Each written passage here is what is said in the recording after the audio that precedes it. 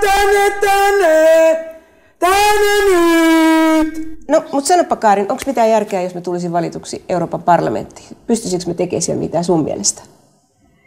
No, mä en ymmärrä, kuka muu siellä pystyisi tekemään muuta kuin sellainen niin kuin sinä, jolla on niin laaja kokemus. Ja sulle politiikka on tuttua monesta eri näkökulmasta. Ja sä oot ollut paikallistasolla Helsingin kaupungin valtuuston puheenjohtajana, sä oot ollut ministerinä eduskunnassa, sä oot tutkija, mitä mä nyt arvostan itse tutkijana paljon, koska se on ihan uudenlainen asenne myöskin. Se on niin uusi näkökulma myöskin todellisuuteen.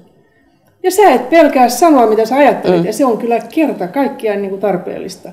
Sanoppa, Lauri Törhönen, yksi hyvä syy, minkä takia just mun pitäisi tulla valituksi europarlamenttiin. Musta se on parempi, että sinne valitaan naisia ja älykkäitä ihmisiä, kuin että sinne valitaan miehiä ja tyhmiä ihmisiä.